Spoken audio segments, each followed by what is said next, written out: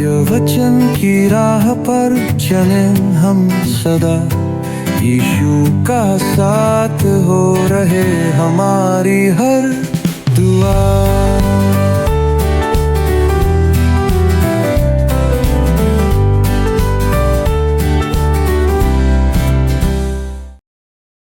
सम्मानित दर्शकों, जय मसीह की। प्रभु यीशु के पवित्र और सामर्थी नाम में आपका स्वागत है। सत्य वचन बाइबल अध्ययन आपको सत्य के मार्ग पर बने रहने की प्रेरणा देता है, इसलिए हम प्रतिदिन आपके लिए यह अध्ययन प्रसारित करते हैं। दोस्तों, आज हम सपन्या नबी की पुस्तक के दूसरे अध्याय के 10वें पद से आगे बढ़ते हुए परमेश्वर के न्याय के बारे में देखेंगे। परमेश्वर ने यहूदा के लोगों को अंतिम चेतावनी दिया था। अब परमेश्वर उनके आसपास की जातियों पर भी अपना न्याय प्रकट करता है। तो आइए मित्रों, हम अध्ययन में आगे बढ़ते हैं और परमेश्वर के दास से वचन सुनते हैं। पर उसके पहले आइए एक गीत के द्वारा परमेश्वर की महिमा करते हैं। मसीह यीशु में मेरे प्रिय भाइयों और बहनों, आप सभी को प्रेम भरा नमस्कार। हमारे परमेश्वर पिता का प्रेम आप सभी के जीवन में बना रहे, यही हमारी कामना और प्रार्थना है। आइए हम अपने सत्यवचन बाइबल अध्ययन को आरंभ करें, जो इस समय सपन्या की पुस्तक पर चल रहा है। हमने पिछले भाग में देखा था कि परमेश्वर यहूदा वासियों को अंतिम चेतावनी देता है कि एकत्र होकर प्रार्थना करो, पश्चाताप करो, धर्म को ढूंढो, नम्रता को ढूंढो, उसका पीछा करो कि यहोवा के क्रोध के दिन में तुम शरण पाओ।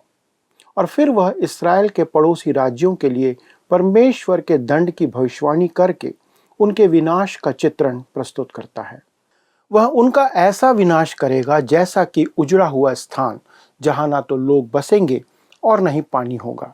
राहगीर उन्हें देखकर आश्चर्य करेंगे। परमेश्वर संपूर्ण जगत का परमेश्वर है मित्रों। वह सबको उनके पाप का दंड देता है। वह जो कह देता है वही होता है। इतिहास इस बात का गवाह है और पुरातत्व खोज इस बात को प्रमाणित करते हैं। आइए अब हम आगे बढ़ते हैं और अध्याय 2 के पद 10 को देखते हैं, जहां पर लिखा है, यह उनके गर्व का बदला होगा, क्योंकि उन्होंने सेनाओं के यहोवा की प्रजा की नामधराई की और उस पर बड़ाई मारी है। दोस्तों, वे अपने घमंड के कारण दंडित किए गए थे। जैसा आप जानते हैं कि शैतान ने भी आरंभ में घमंड किया था और यह घमंड उसका पाप था। तब हम पद 11 में आते हैं, जहां पर सपन्या कहता है, यहोवा उनको डरावना दिखाई देगा, वह पृथ्वी भर के देवताओं को भूखों मार डालेगा और जाति जाति के सब द्वीपों के निवासी अपने अपने स्थान से उसको दंडवत करेंगे। संसार की जातियां और राष्ट्रों को परमेश्वर इसलिए दंड देगा क्योंकि उन्होंने परमेश्वर का इनकार किया है, उसका तिरस्कार किया है।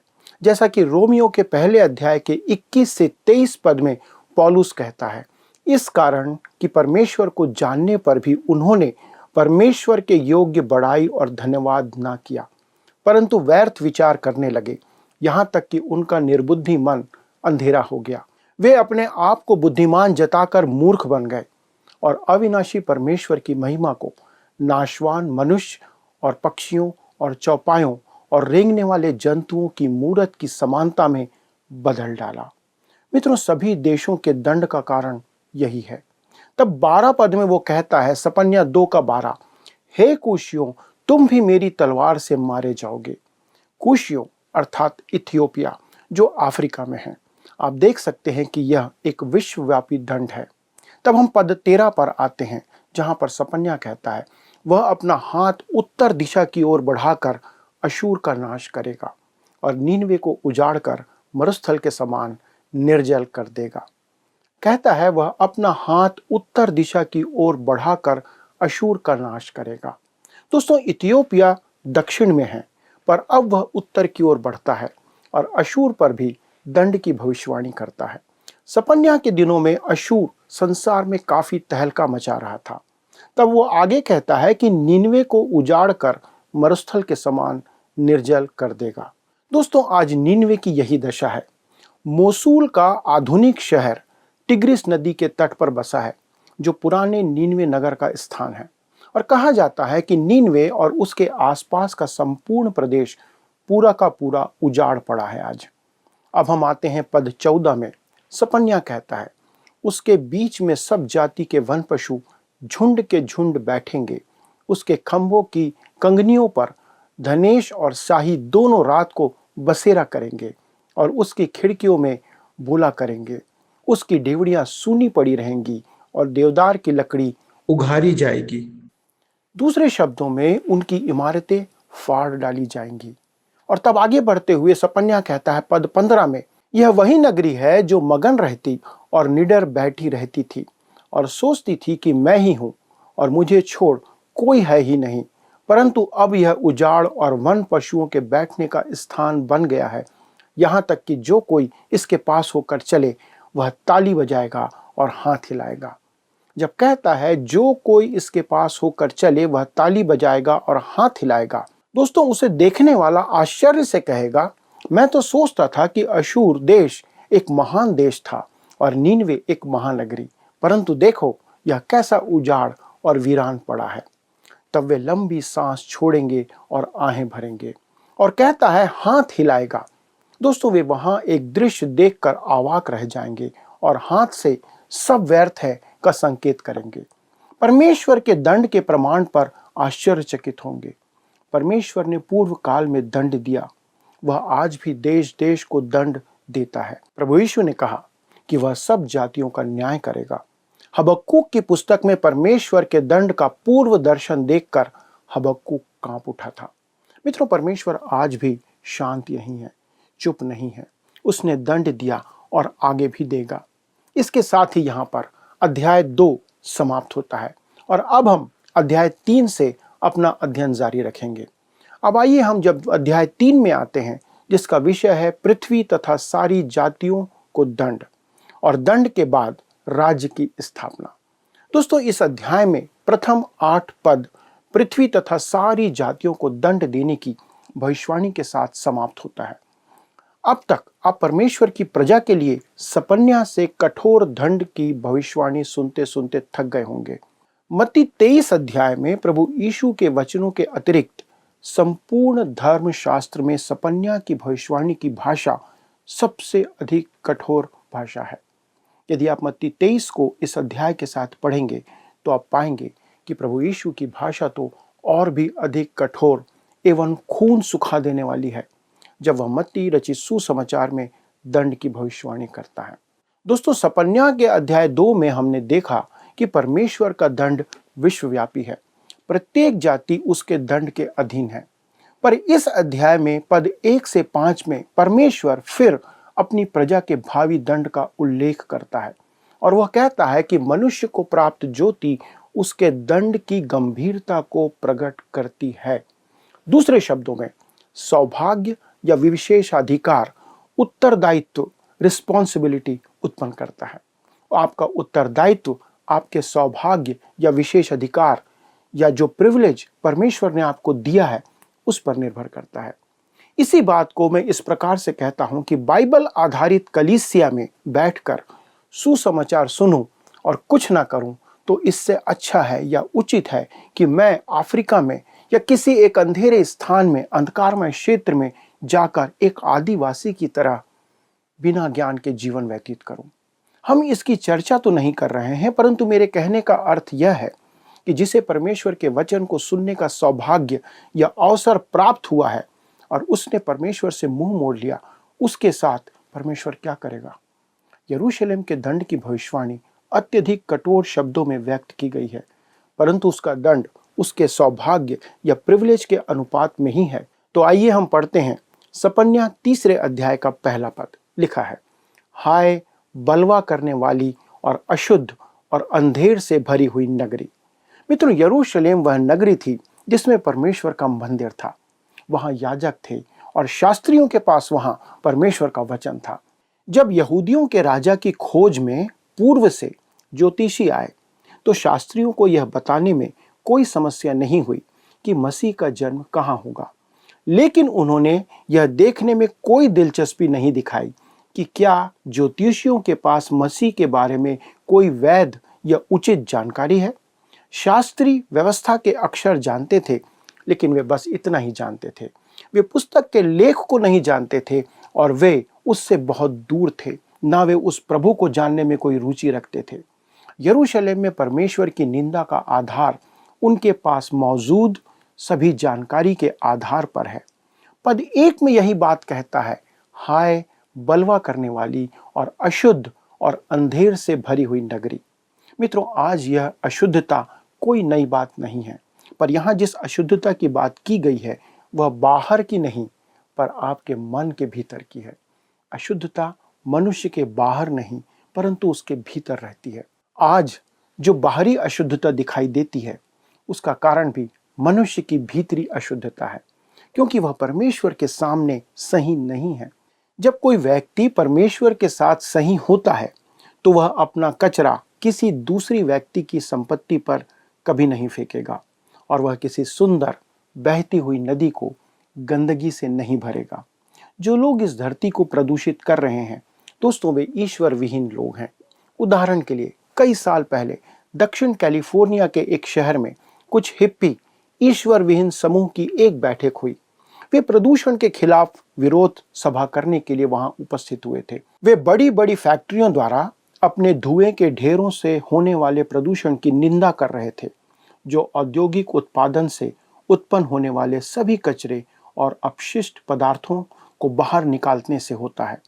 मैं भी उनसे सहमत हूं मित्रों कि ऐसा होना भयानक बात है। लेकिन दिलचस्प बात यह है कि उनके विरोध सभा के बाद शहर को, चारागाह को या उस स्थान को साफ करने के लिए $2000 खर्च करने पड़े, जिसे प्रदूषण का विरोध करने वालों ने वहां पर प्रदूषित कर दिया था। मैं आपसे कहना चाहता हूं, प्रदूषण अंदर है, और जब आप ईश्वर विहीन हैं और ईश्वर के साथ गलत हैं, तो आप निश्चित रूप से इस धरती को और आपके आसपास को प्रदूषित करते रहेंगे। वास्तव में मानव ही आज इस पृथ्वी को प्रदूषित कर रहा है जिस पर वह रहता है, और यरूशलेम पर परमेश्वर का दोष है कि वह एक अशुद्ध नगरी है। यद्यपि वह एक महिमामय नगरी थी जिसे महिमामय एवं अनुपम अवसर प्राप्त थे। यह यरूशलेम का चित्रण तो है, परंतु सामान्यतः मानव जाति की आज यही दशा है। ध्यान दें, पौलुस रोमियो 3:16 में कहता है, उनके मार्गों में नाश और क्लेश है। दोस्तों, मानव जाति की यही तस्वीर है। मनुष्य इस पृथ्वी पर जहां भी जाता है वहां कचरा और गंदगी छोड़कर आता है।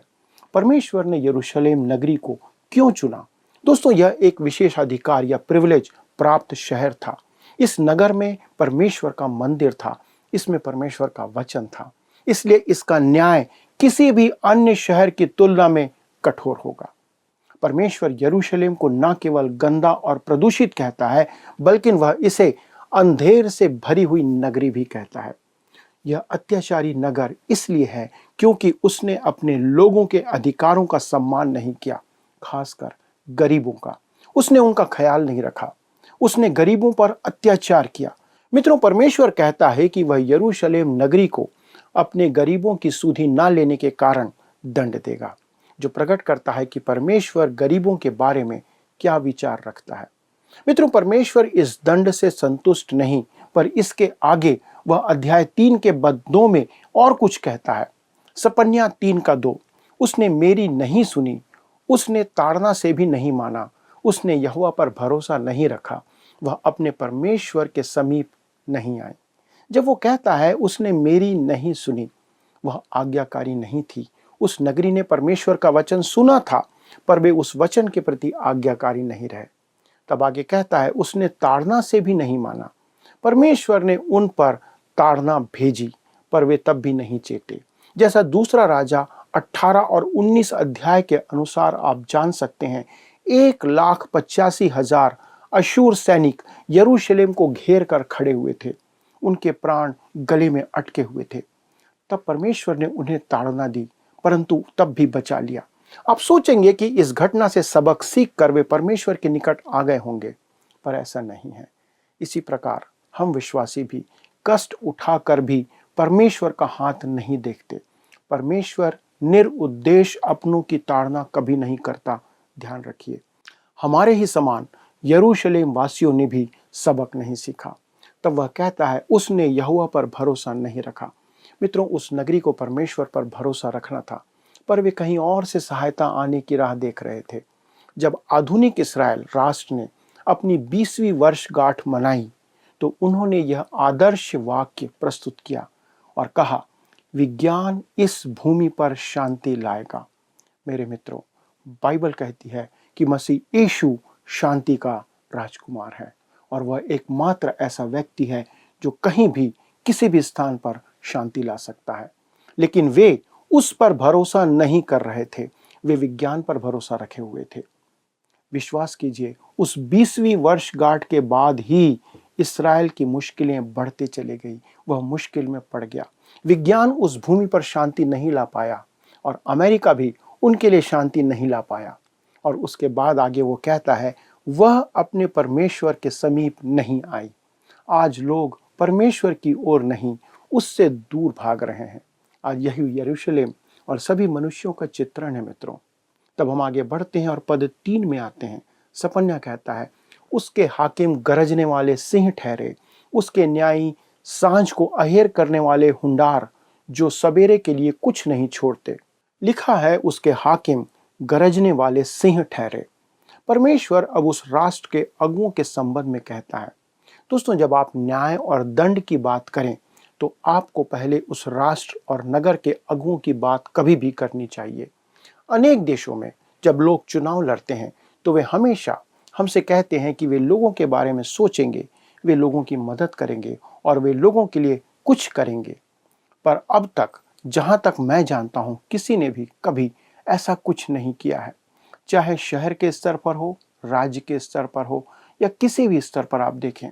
और कहता है, उसके न्यायी सांझ को आहेर करने वाले हुंडार हैं, अर्थात वे दिन रात परिश्रम तो करते हैं परंतु अपनी स्वार्थ सिद्धि के लिए, ना कि जनता के हित में। और फिर लिखा है, वे सवेरे के लिए कुछ नहीं छोड़ते। दोस्तों, वे यथासंभव सब कुछ बटोर लेना चाहते हैं। डॉक्टर चार्ल्स फेनबर्ग इस बात पर टिप्पणी करते हैं और कहते हैं, उनके न्यायी अनंत लालसा में एक ही बार में सब कुछ हथिया लेना चाहते थे। सुबह के लिए वे कुछ नहीं छोड़ते थे। दोस्तों, यहूदा के अगुवे अपना ही पेट भर रहे थे और परमेश्वर को उनका यह स्वभाव ग्रहण योग्य नहीं था, इसलिए वह उन्हें दंड देगा। परमेश्वर आज हमारे लिए भी यही कहता है। मित्रों, परमेश्वर का वचन हमें आगाह करता है कि हम आज एक निर्णय लें कि हम किसकी तरफ हैं, परमेश्वर या संसार। क्योंकि सब बातों का अंत एक दिन होने वाला है और शायद हमारे पास अब बहुत ही कम समय बचा है। संसार की परिस्थितियां बदलते दिख रही हैं। हमें आज ही सचेत हो जाना चाहिए। क्या आप उस ओर बढ़ रहे हैं? क्या आप तैयार हैं? यदि हैं तो आइए हम प्रार्थना करें, और यदि नहीं है तो भी आइए हम मिलकर प्रार्थना करें। हमारे स्वर्गीय पिता, हम धन्यवाद देते हैं आपके वचन के लिए जो हमें निरंतर आगाह करता है। प्रभु, आपने इस भाग में हमें इस बात की चेतावनी दी कि जिनके पास आपका वचन है, जिन्हें आपने अपने वचन सुनाया है, जो आज उद्धार के मार्ग को और उस वचन को जानते हैं, प्रभु, उनके लिए दंड अधिक होगा क्योंकि उन पर अनुग्रह अधिक किया गया है। हमारी प्रार्थना है पिता, आप अनुग्रह करें कि जो वचन और शिक्षा हमें दी गई है हम उसके अनुरूप काम करें। हमारे जीवन को प्रभु आप नियंत्रित करें, पवित्र आत्मा हमारी अगुवाई करें। पिता परमेश्वर, हमारे दर्शकों के लिए विनती है, उनके जीवन में प्रभु आपका वचन इस रीति से कार्य करे कि वे आप में बढ़ते चले जाएं, और यदि किसी क्षेत्र में वे कमज़ोर हैं तो आप उन्हें बल प्रदान करें। धन्यवाद देते हैं पिता आज के दिन के लिए। आगे का समय और अपना पूरा जीवन आपके हाथों में सौंपते हुए विनती प्रभु यीशु क्रिस्त के नाम से मांगते हैं, आमीन। मित्रों, इस अध्ययन में शामिल होने के लिए धन्यवाद। अगले प्रसारण में आपके साथ फिर मिलकर इस अद्भुत अध्ययन को आगे बढ़ाएंगे। परमेश्वर का अनुग्रह और उपस्थिति आपके जीवन में बनी रहे। धन्यवाद। मित्रों, हमने आज देखा कि उनके पाप का एक कारण उनके घमंड था और वे परमेश्वर को जानने के बाद भी उसका इनकार करते रहे। संसार जानता है कि परमेश्वर है, पर आज लोग अपने मन की कड़ाई के घमंड के कारण उसका इनकार करते हैं, तथा मनुष्य की दुष्टता का कारण परमेश्वर से उसका अलगाव है। आशा के आज के अध्ययन से आप आशीषित हुए होंगे। अगले प्रसारण फिर हमारे साथ शामिल होइएगा ज़रूर। तब तक हमें आज्ञा दीजिए। यदि आप इस कार्यक्रम को पुनः देखना चाहें तो हमारे YouTube चैनल वर्ड रिसाउंड्स टुडे पर जाकर के देख सकते हैं। आपका कार्य सफल हो और प्रभु आपके साथ बना रहे। धन्यवाद।